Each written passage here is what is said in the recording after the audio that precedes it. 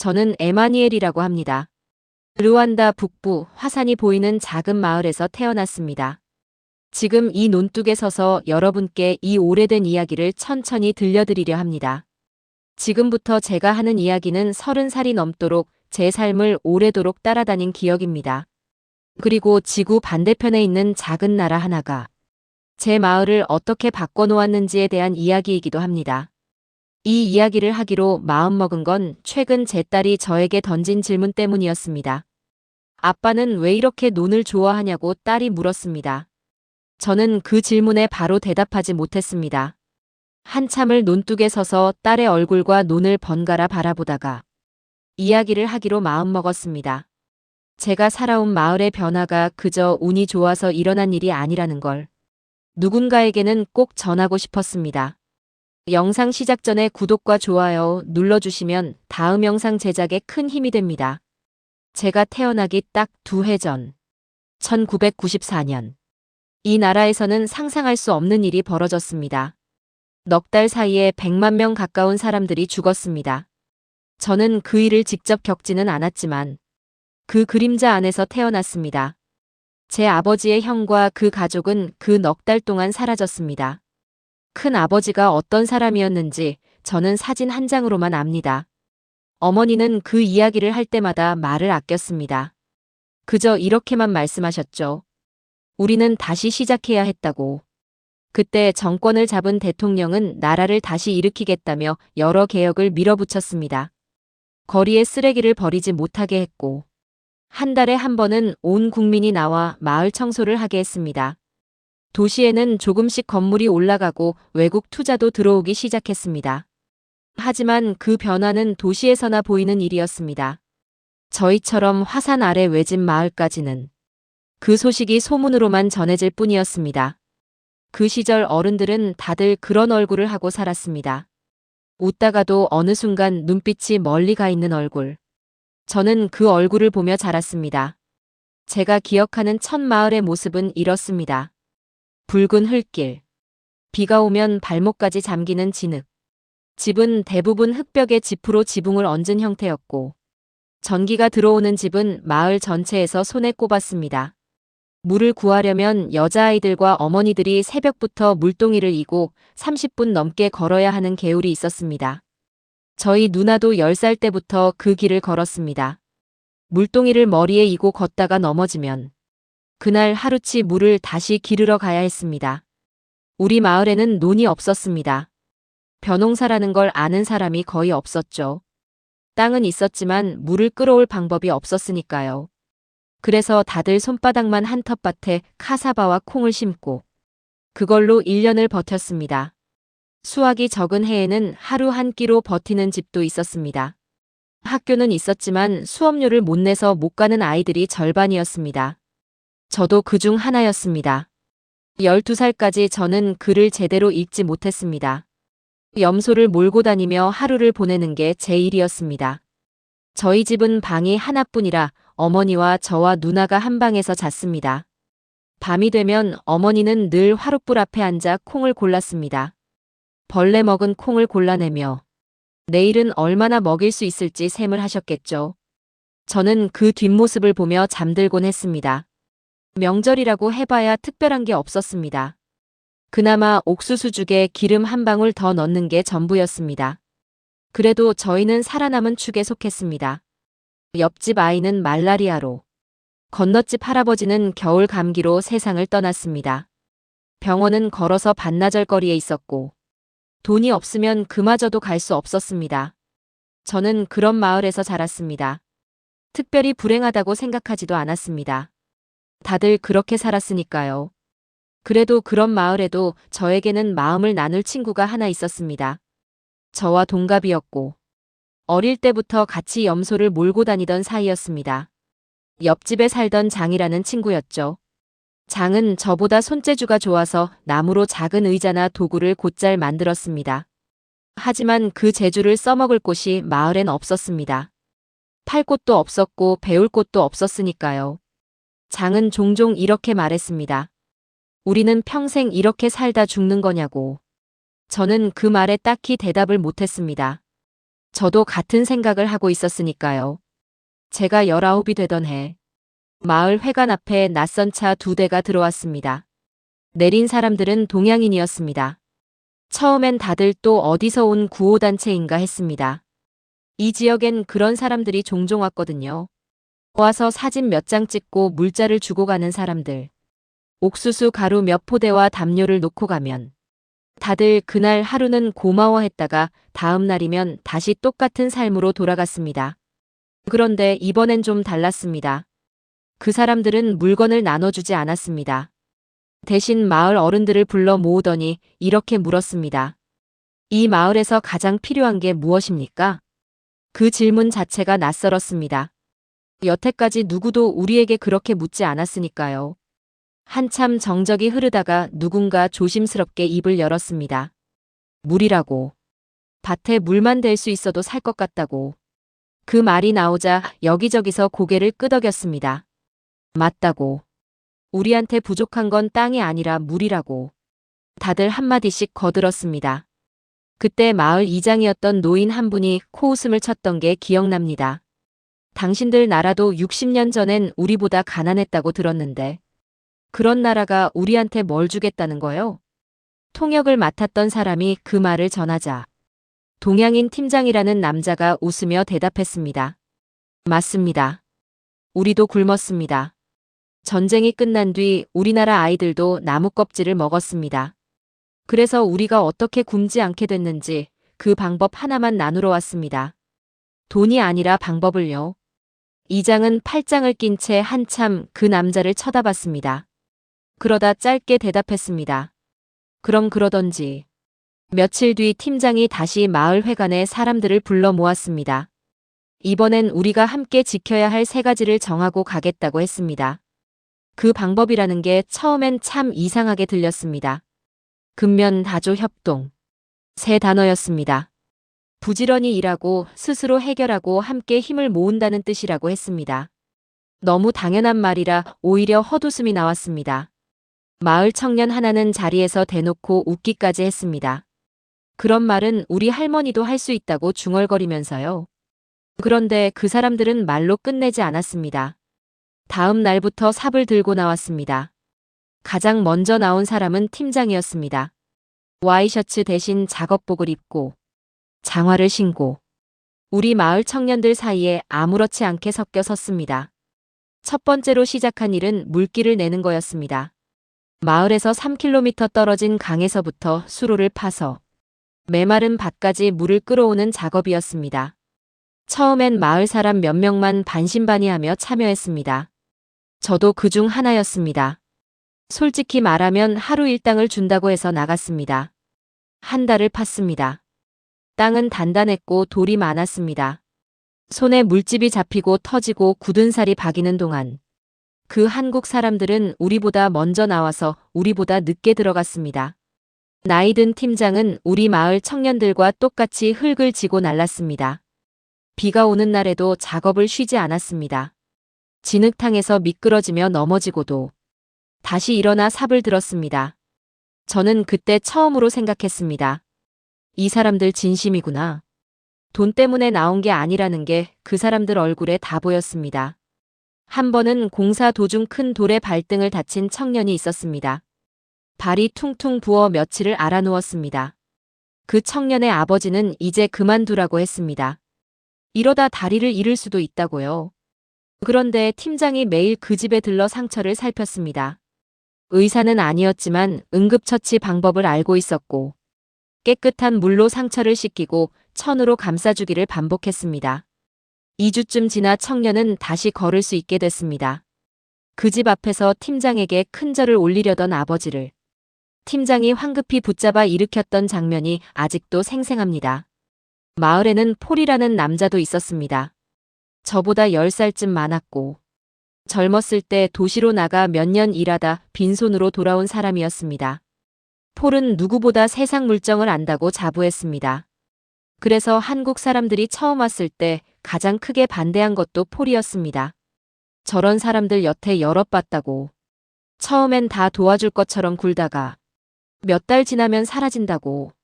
폴은 마을 회의 때마다 그렇게 말하며 사람들을 말렸습니다. 몇몇은 폴의 말에 흔들려 작업에 나오지 않았습니다. 그런데 물길 공사가 시작되고 2주쯤 지났을 때 폴이 슬그머니 삽을 들고 나타났습니다. 이유를 묻는 사람들에게 폴은 퉁명스럽게 대답했습니다. 그냥 심심해서 나왔다고. 하지만 다들 알고 있었습니다.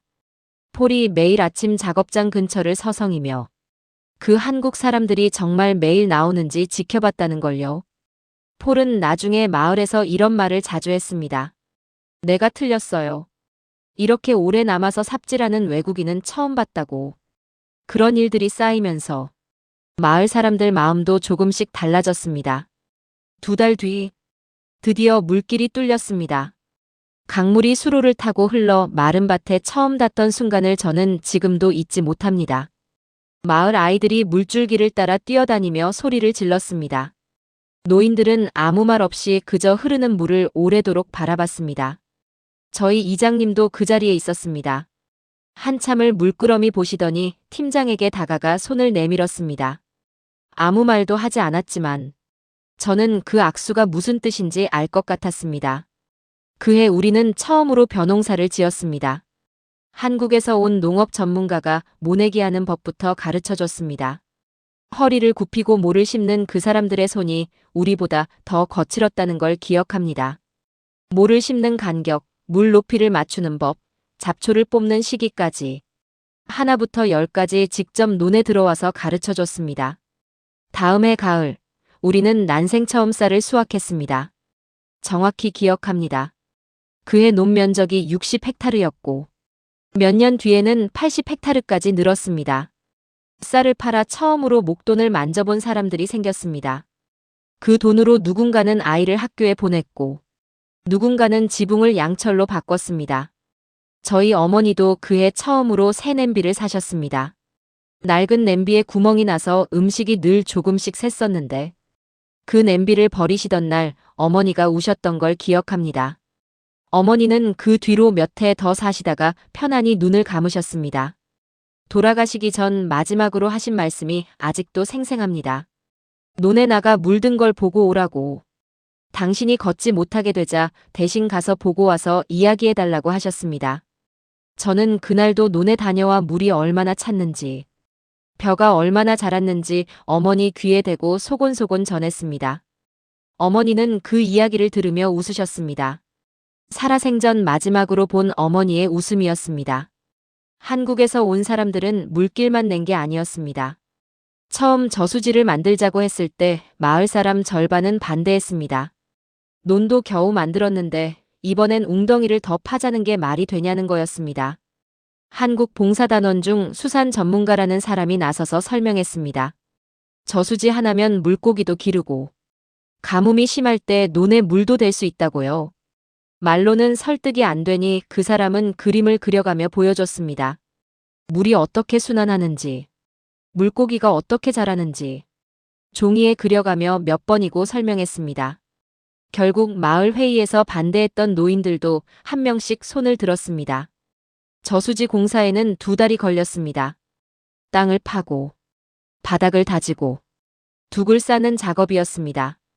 공사가 끝나갈 무렵 첫 비가 와서 저수지에 물이 차던 날, 마을 아이들이 제일 먼저 뛰어들어 첨벙거렸습니다.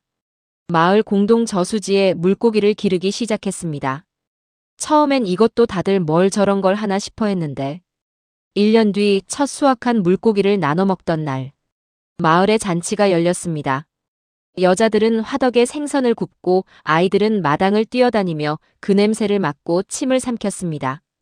노인들은 북을 꺼내 오래된 가락을 두드렸고 젊은이들은 그 장단에 맞춰 어설프게 춤을 췄습니다. 다들 태어나서 처음 먹어보는 생선이라고 했습니다.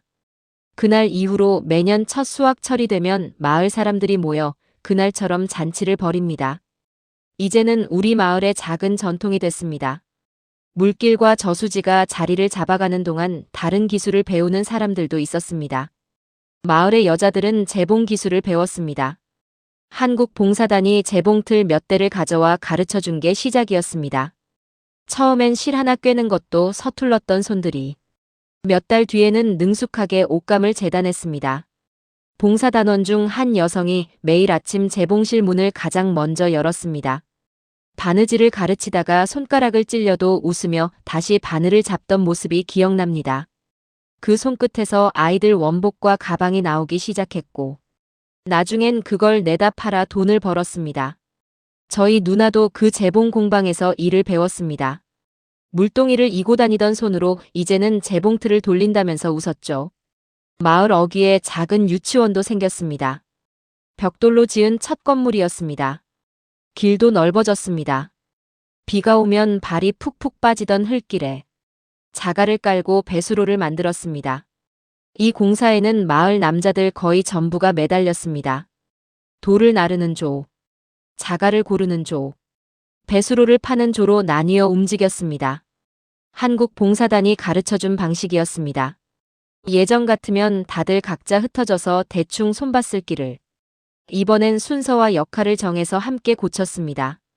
한 달 만에 마을 어귀부터 큰 길까지 이어지는 3km 길이 새로 놓였습니다. 이제는 우기에도 오토바이가 다닐 수 있게 됐습니다. 길이 넓어지면서 생긴 변화도 있습니다. 전에는 반나절을 걸어야 닿던 보건소를 이제 오토바이로 30분이면 갑니다. 응급한 산모나 아픈 아이를 데리고 갈 때 이 길이 얼마나 소중한지 그 전을 겪어본 사람만 압니다. 작년에 이웃집 아기가 밤중에 갑자기 열이 심하게 났을 때도 그 집 아버지가 오토바이로 30분 만에 보건소에 데려가 살릴 수 있었습니다. 예전 길이었다면 아마 늦었을 겁니다. 행상들도 이제 우리 마을까지 물건을 싣고 들어오기 시작했습니다. 쌀 농사가 자리를 잡아갈 무렵 한국 봉사단은 또 다른 걸 제안했습니다. 마을 공동 저축 모임이었습니다. 수확한 쌀을 팔아번 돈을 조금씩 모아 공동 기금을 만들자는 거였습니다. 누군가 급하게 돈이 필요할 때 그 기금에서 빌려 쓰고 나중에 갚으면 다른 사람이 또 빌려 쓰는 방식이었습니다. 처음엔 다들 내 돈을 왜 남에게 빌려주냐며 꺼렸습니다. 특히 폴은 그 자리에서도 반대표를 던졌습니다. 그런데 팀장은 이렇게 말했습니다. 당신들 나라에도 이런 방식이 있지 않냐고. 서로 돈을 모아 돌아가며 쓰는 개라는 방식이 우리나라 시골에도 옛날부터 있었다고. 그 말을 듣고서야 몇몇 노인들이 고개를 끄덕였습니다. 돌이켜보면 비슷한 방식이 저희 마을 풍습에도 어렴풋이 있었으니까요. 그렇게 시작한 공동기금은 지금까지도 이어지고 있습니다. 작년에는 그 기금으로 마을 청년 2명이 소를 살 수 있었습니다. 그중 한 명이 바로 저였습니다. 그 무렵 저는 처음으로 글자를 제대로 배웠습니다. 마을에 야간 문해교실이 열렸는데 한국 봉사단원 한 명이 밤마다 등불을 들고 와서 가르쳤습니다. 19이 되도록 제 이름 석자도 제대로 못 쓰던 저는 그 교실에서 처음으로 제 이름을 또박또박 써봤습니다.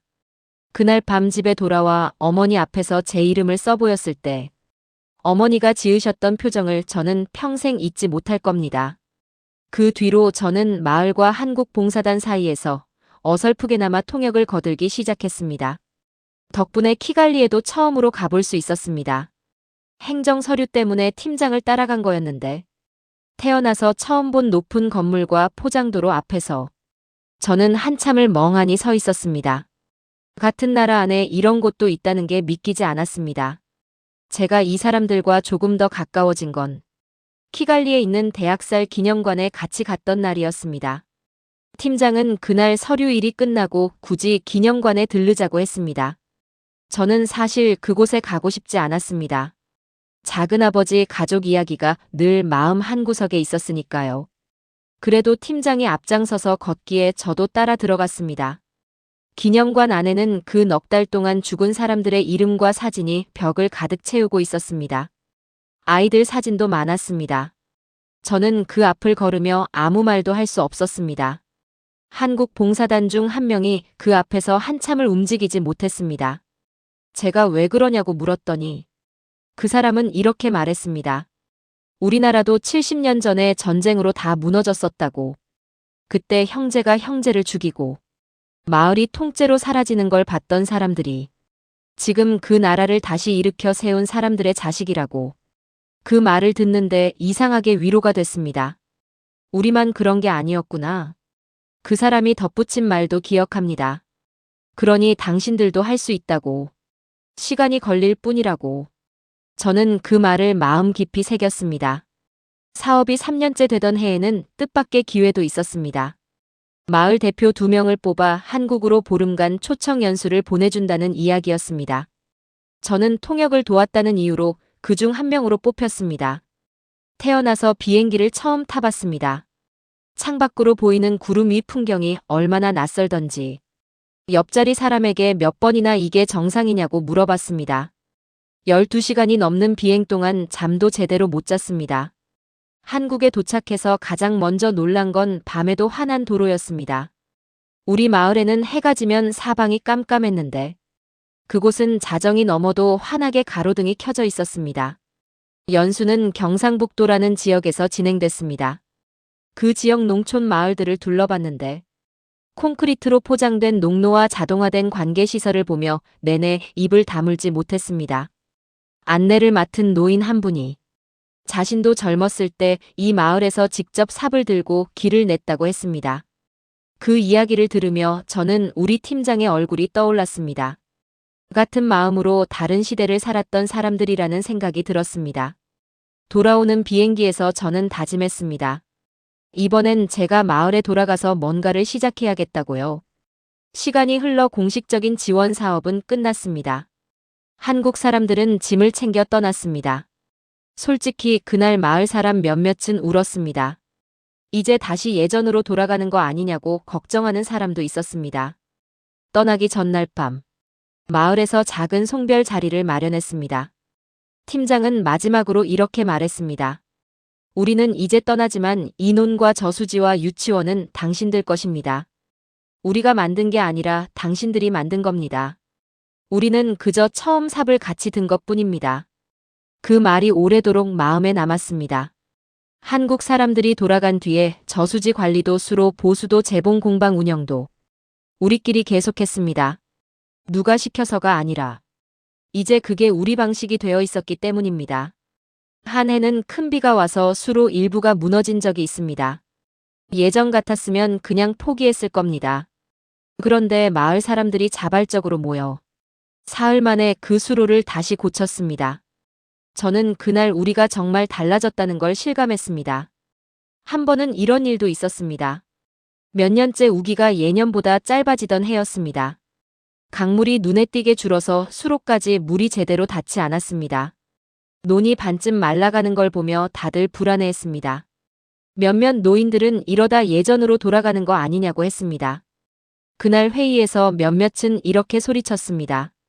내 논부터 살려야 한다고. 다들 자기 논이 먼저라고 목소리를 높였습니다. 회의는 1시간 넘게 제자리를 맴돌았습니다. 그때 장이 나섰습니다. 제 어릴 적 친구 말입니다. 장은 저수지 물을 아껴 쓰는 순번제를 마을 회의에서 직접 제안했습니다.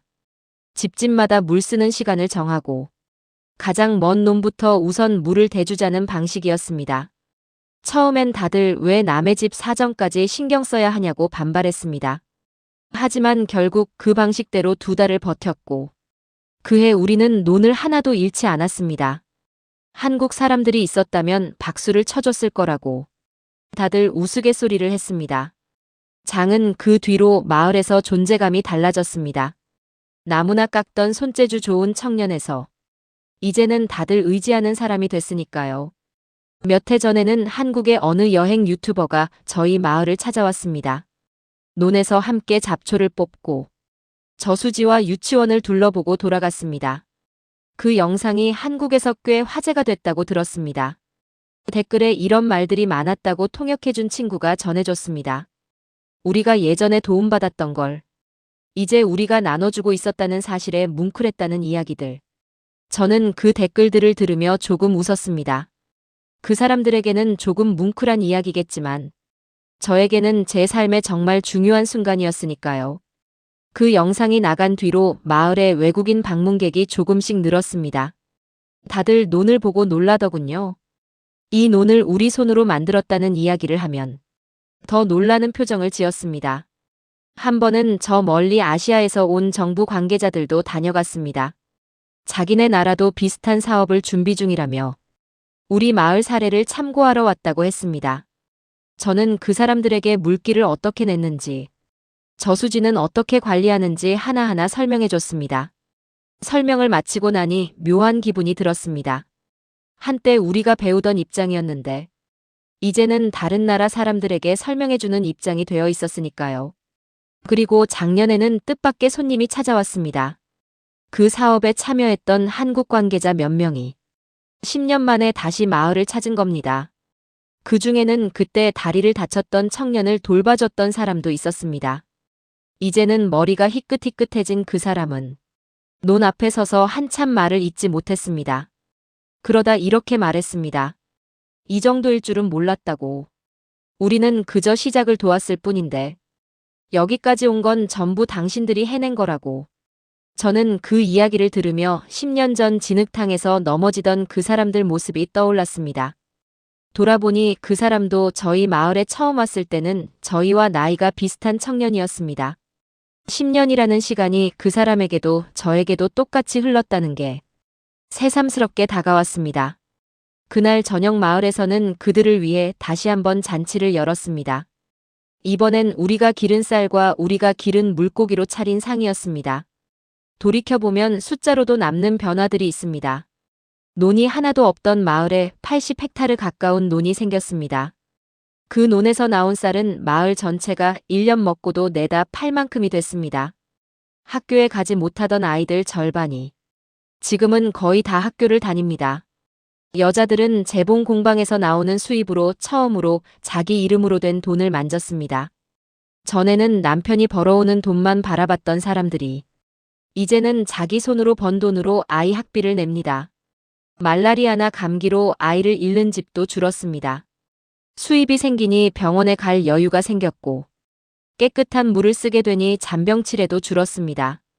무엇보다 큰 변화는 이 방식이 우리 마을에서 끝나지 않았다는 겁니다. 저희 마을 사례가 알려지면서 주변 몇 개 마을에도 비슷한 사업이 들어왔습니다. 지금은 이 나라 여러 지역에서 30곳이 넘는 마을이 같은 방식으로 논을 만들고 저수지를 만들고 있다고 들었습니다. 저희 마을이 그 첫 삽을 뜬 곳 중 하나였다는 게 저는 지금도 자랑스럽습니다.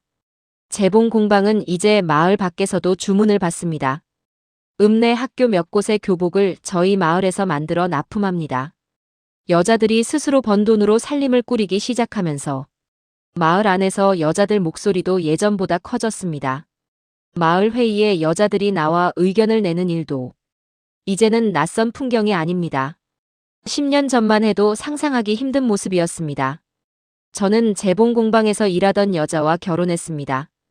이름은 클로딘이라고 합니다. 처음 만났을 때 그녀는 재봉틀 앞에서 아이들 원복의 단추를 달고 있었습니다. 저는 그때 통역 일을 거들다가 그 공방에 자주 드나들었는데 그녀가 재봉틀 돌리는 손놀림을 넋놓고 보다가 몇 번이나 팀장에게 잔소리를 들었습니다. 제대로 통역이나 하라고요. 클로디는 물동이를 이던 시절부터 저를 알았다고 했습니다. 제가 염소를 몰고 다니며 넘어지는 걸 몇 번 봤다고 놀리곤 했습니다. 저희는 논이 자리를 잡고 2해 뒤에 결혼식을 올렸습니다. 결혼식 날 마을 사람들이 다들 논둑에 나와 축하해줬습니다. 폴은 그날 술에 취해 제 어깨를 두드리며 이 마을에서 이런 잔치를 벌일 줄은 몰랐다고 몇 번이나 말했습니다. 저희 딸은 그 다음 해에 태어났습니다. 이름은 그레이스라고 지었습니다. 클로딘이 지은 이름이었습니다.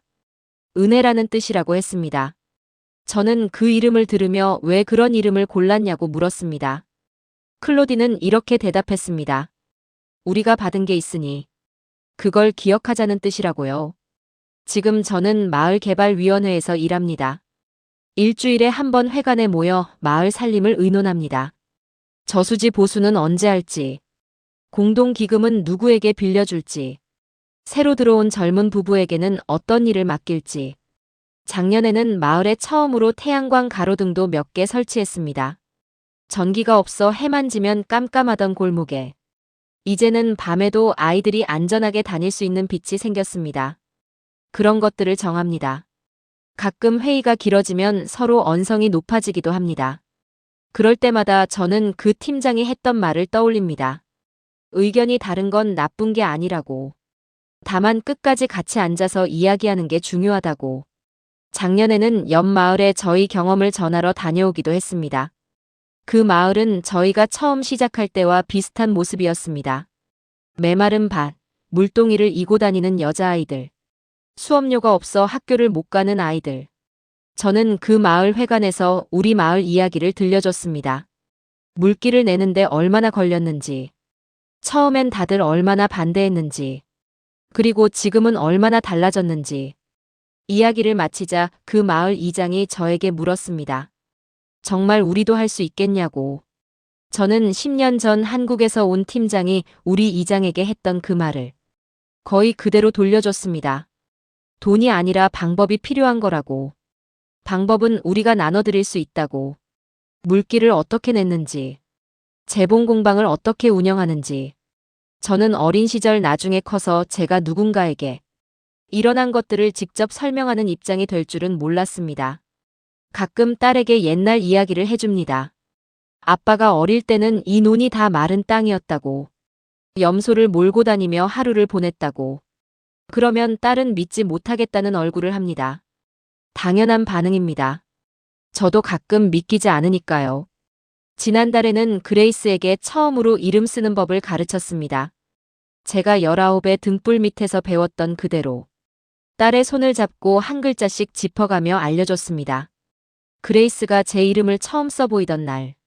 저는 그날 밤 어머니가 지으셨던 표정을 그대로 짓고 있었을 겁니다.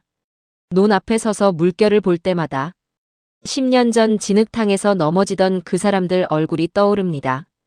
돌아보면 그 사람들이 우리에게 준 건 돈이 아니었습니다. 물고기 몇 마리도 아니었습니다. 스스로 일어설 수 있다는 믿음. 그거 하나였습니다. 한 세대 전 폐허 속에서 시작했던 나라가 또 다른 폐허 속에 있던 우리에게 손을 내밀어 준 겁니다. 말이 아니라 삽으로. 동정이 아니라 땀으로. 원조가 아니라 희망이었습니다. 그게 제가 30이 넘도록 잊지 못하는 이유입니다. 가끔 장과 저는 논둑에 앉아 그 시절 이야기를 합니다. 염소를 몰던 우리가 이제는 마을 일을 논하고 있다는 게 여전히 신기하다고 둘이서 웃습니다. 장은 요즘도 나무를 깎습니다. 다만 예전과 다른 점은 이제 그걸 사겠다는 사람이 마을 밖에서도 찾아온다는 겁니다. 저는 가끔 한국에서 온 사람들의 모습이 떠오릅니다. 그 사람들이 흙투성이 장화를 신고 우리와 나란히 삽을 뜨던 모습 말입니다. 언젠가 제 딸이 저만큼 자라면 이 이야기를 그대로 들려줄 생각입니다. 가난이 대물림되지 않을 수도 있다는 걸 우리 마을이 증명했다고 그렇게 말해줄 겁니다. 가끔 외국에서 온 손님들이 저에게 묻습니다. 이 마을이 어떻게 이렇게 바뀔 수 있었냐고. 저는 그때마다 같은 대답을 합니다. 돈을 준 게 아니라 방법을 알려준 사람들이 있었다고. 그 사람들이 없었다면 지금의 이 논은 없었을 겁니다. 저는 제 딸이 자라서 어떤 어른이 될지 아직 모릅니다. 다만 이 논과 저수지와 학교가 있는 마을에서 자란다는 것만으로도 저와는 다른 삶을 살게 될 거라는 건 압니다. 그리고 언젠가 그 아이도 자기보다 어려운 처지에 있는 누군가에게 삽 한 자루를 나눠줄 수 있는 사람이 되길 바랍니다. 이것이 제가 한국에서 온 사람들에게서 배운 가장 오래도록 남을 마지막 가르침이니까요. 이 이야기를 여기까지 오래도록 들어주셔서 정말 고맙습니다. 지구 반대편 작은 마을에서 있었던 일이지만 어디선가 비슷한 시작을 준비하고 있는 사람이 있다면 우리 마을 이야기가 누군가에게 작은 용기 하나가 되길 바랍니다.